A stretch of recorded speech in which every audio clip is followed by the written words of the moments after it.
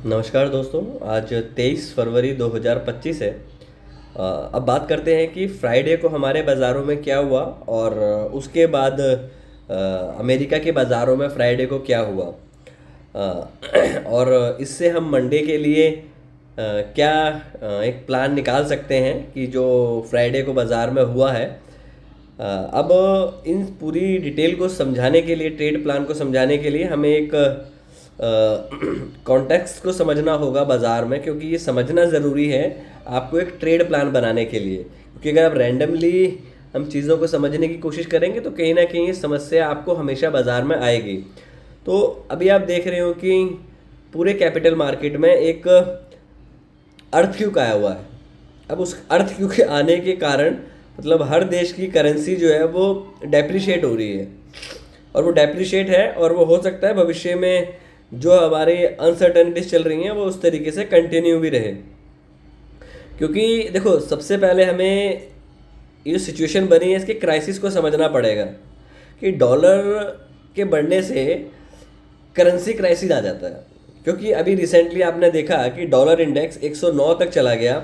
अब 109 से 106 107 के आसपास आ गया, हल्का सा कूल ऑफ आपको देखने को मिला है। बट अगर डॉलर इंडेक्स में इसी तरीके से कंटिन्यूशन रहती है तो ये सिचुएशन ये दिखाती है कि आपको बाज़ार में एक करेंसी क्राइसिस देखने को जल्दी मिलेगा। क्योंकि यूएस बाज़ार जो है वो इंटरेस्ट रेट कट नहीं करने वाला, या उसके बारे में कोई उन्होंने अपनी मीटिंग्स में नहीं बोला कि हम जल्दी इंटरेस्ट रेट को कम करने वाले हैं। प्लस आपकी इन्फ्लेशन बढ़ेगी, जो हमारे ट्रम्प भाई साहब टैरिफ पे टैरिफ के अनाउंसमेंट दे रहे हैं। अब इससे होगा क्या, तो सारी दुनिया में एक समस्या बन जाएगी। समस्या क्या बनेगी कि आप ये समझे कि अगर डॉलर के सच में रेट बढ़ते हैं और फर्दर बढ़ते हैं तो डॉलर के बढ़ने से क्या होगा कि जो बड़ा पैसा है, जो एक इंस्टीट्यूशन पैसा है, वो यूएस की तरफ शिफ्ट होता है। अब यूएस की तरफ शिफ्ट होना क्यों है? क्योंकि वहाँ पे जो है आपको एक यील्ड जो होती है वो अच्छी मिलती है। तो कोई भी कंट्री में इसलिए जाता है क्योंकि उसको यील्ड अच्छी मिले, यील्ड अच्छी मिलती है, साथ में वो रिस्क कम है उस यील्ड में। तो आप अदर कंट्री में क्यों जाएंगे? तो अदर कंट्री में क्यों जाएंगे और रिस्क लेने की ज़रूरत क्या है? अब आप ये देखो, रुपीज़ आपका गिर रहा है 68 के आसपास। अभी रिवर्स हुआ है हमारा करेंसी, 66 पॉइंट समथिंग पे चल रही है। दूसरा, अगर हमारी करेंसी गिर रही है तो बाकी अदर कंट्रीज़ की भी करेंसी में हिट कर रहा है। जैसे आपका पौंड भी काफ़ी ज़्यादा डेप्रिशिएट हुआ रिसेंटली पास्ट में, अगर आपने देखा होगा। तो इस कारण से होता क्या है कि अदर कंट्री के मैक्रो ख़राब हो जाते हैं। अब अदर कंट्री के मैक्रो क्या है? अगर अदर कंट्री के मैक्रो ख़राब हो रहे हैं, क्यों? क्योंकि आपको अमेरिका के मैक्रो ठीक करने हैं। अगर आपको अमेरिका के मैक्रो ठीक करने हैं तो आपको बाकी कंट्रीज़ के मैक्रो ख़राब करने पड़ेंगे। पहले तो यूएस ने क्या किया, 2-3 साल पहले हर बंदे को ईच पर्सन $2,000 दे दिए, उसको ज़रूरत हो या ना हो। उसके बाद उनकी जो उन्होंने पंप इन किया, $6 ट्रिलियन का एक्सपेंड कर दिया अपनी बैलेंस शीट को। तो अगर आप इस तरीके से अपनी बैलेंस शीट को एक्सपेंड करोगे तो इससे इन्फ्लेशन नीचे नहीं आएगी, जो आपने रिसेंटली पास्ट में देखा। तो अब पहले इन्फ्लेशन जो बढ़ रही थी उनको कम करने के लिए इंटरेस्ट रेट कम करेंगे। अब इशू क्या आ रहा है बाज़ार में कि इंटरेस्ट रेट रिसेंटली पास्ट में आपने देखा होगा कि यूएस ने इंटरेस्ट रेट काफ़ी बढ़ाए थे। उनका पर्पस था कि आपकी इन्फ्लेशन कम होनी चाहिए बट इंटरेस्ट रेट चाहे ऊपर चले जाए, आपकी इकोनॉमिक कोलैप्स क्यों ना कर जाए। आपने उससे डील किया। उसके बाद हुआ क्या कि देखो, आपको ये चीज़ समझना ज़रूरी है कि इन्फ्लेशन को मैं काफ़ी बार आपको पहले एक्सप्लेन कर चुका हूँ, बट इन्फ्लेशन को ऊपर ले जाना आसान है, नीचे लाना बड़ा मुश्किल होता है।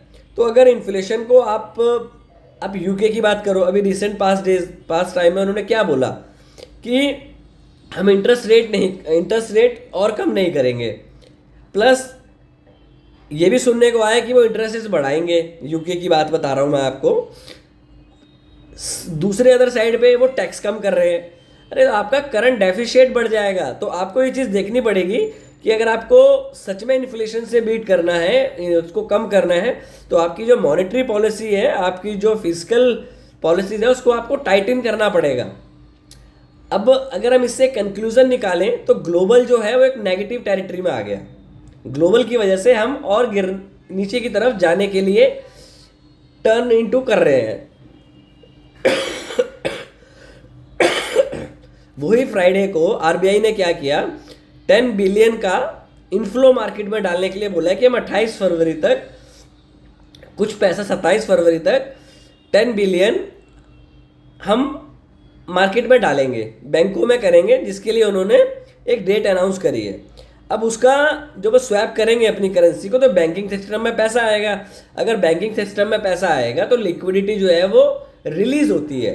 तो इस वजह से ये हो सकता है मंडे को कि बाजार में बैंकिंग में गिरावट तो होगी, तो कम गिरावट हो, क्योंकि अगर मदर ऑफ ऑल मार्केट गिरेगा तो आप इवेंचुअली गिरोगे, क्योंकि आप ऑलरेडी एक, अगर आप देखो, आप lower end of the range पे खड़े हो, पर lower end of the range पे खड़े हो, बट अब उसके भी टूटने के कागार है, मतलब ऑलमोस्ट टूट गई है।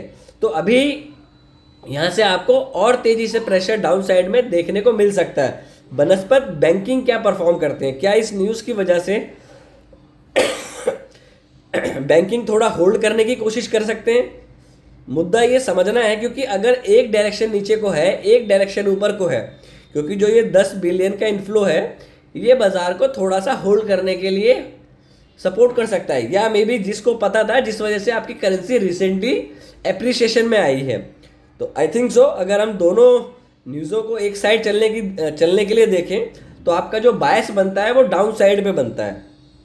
क्योंकि अगर इसी तरीके से सिली जो ये पॉलिसीज़ वो आप इम्प्लीमेंट करते रहोगे कि इसने इतना टैरिफ लगाया, हम इसका रेसिप्रोकल करेंगे, तो देखो आपका एक्सपोर्ट कम होगा। एक्सपोर्ट जो आप करते हो, वैसे आप करते बहुत कम हो, जो भी करते हो, अगर आप उस पर भी 25% टैरिफ लगा दोगे तो आपके पास करने का कुछ नहीं रह जाएगा। क्योंकि समस्या सबसे बड़ी ये आएगी कि आपकी करेंसी डेप्रिशिएट हो रही है। आरबीआई ने एक स्टेप अच्छा लिया है, पॉलिसी भी काफ़ी अच्छी है, अभी उन्होंने रेट कट भी करे, पर बैंक जो हैं वो कस्टमर को पास ऑन नहीं कर रहे हैं, क्योंकि उनके पास लिक्विडिटी क्रंचिंग है अभी।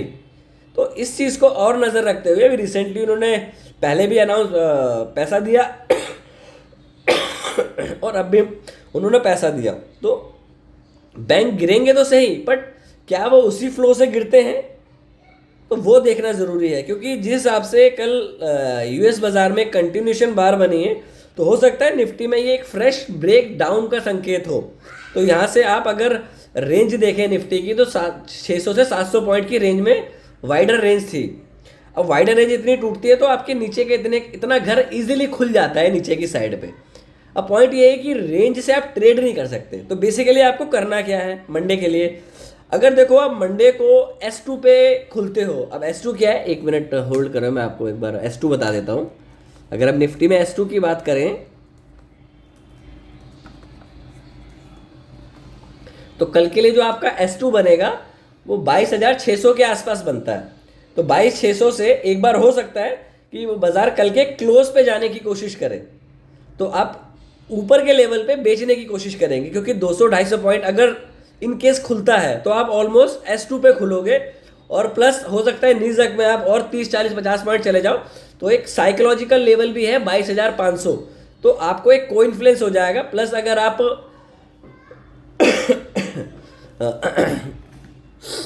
पिवट्स देखो मंथली के भी, तो एक बार मंथली पिवट्स भी देख लेते हैं। मंथली पिवट्स क्या डिनोट कर रहे हैं हमें। वीकली पिवट की बात करें तो 22,526 पे और 22,600 पे आपका S1 और S2 है, वीकली की बात कर रहा हूँ।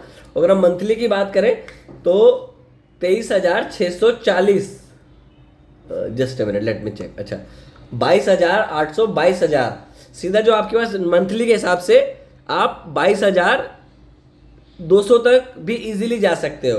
तो फिलहाल मुद्दा हमें अगर ट्रेड क्या करना चाहिए, अगर बाजार S2 के आसपास खुलता है, क्योंकि मैंने आपको बताया 22,600 रेंज बनाने की कोशिश करते हैं 22,600 से 22,550 तक, वहाँ पे आप बाइंग का इनिशिएट कर सकते हैं। बट आपको पहले किसी प्रीवियस बार का हाई ब्रेक करने का वेट करना है। रैंडमली आप ट्रेड ना ले लें, क्योंकि कारण इसका ये होगा क्योंकि आप प्राइस जो है आपका 20 से दूर होगा, 200 से दूर होगा, और जिनकी लॉन्ग जो शॉर्ट पोजीशन कैरी करके ले गए वो प्रॉफिट बुक करेंगे। क्यों? क्योंकि इस तरीके की जो वेल डिफाइंड एडवर्टाइजमेंट लेवल्स होते हैं वो गैप्स में ही डील करते हैं ऑफनली, जो कि आपको मंडे को हो जाएगा। अब मुद्दा ये है कि S2 पे खुलने के बाद, क्योंकि previous day S2 again S2, तो प्रोबेबिलिटी ये है कि यहाँ से आप एक पुल बैक करेंगे, क्लोज तक जाएंगे एंड वहाँ से दोबारा आप फ्रेश शॉर्ट साइड का ट्रेड लेने की कोशिश करेंगे।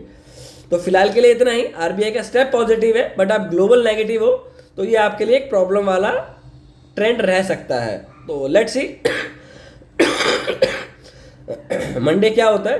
प्लान फिलहाल अभी यही है कि अगर गैप डाउन करता है तो हम फ्रेश चेज नहीं करेंगे। अगर S2 पे खुलता है, अगर माइनर से गैप डाउन होता है तो हम प्राइस एक्शन को फॉलो करने की कोशिश करेंगे, और अगर सेम लेवल पे खुलता है जिसकी संभावना कम है तो लेट्स सी क्या बाजार में होता है। प्लान मैंने अपना डिस्कस कर लिया। S2 पे खुलेगा तो हम बाइंग का एक बार ट्रेड लेने की कोशिश करेंगे, डिपेंड ऑन प्राइस एक्शन। फिलहाल के लिए इतना ही। अगर वीडियो अच्छा लगा हो तो वीडियो को लाइक करें, चैनल को सब्सक्राइब करें। Thank you, take care and trade well.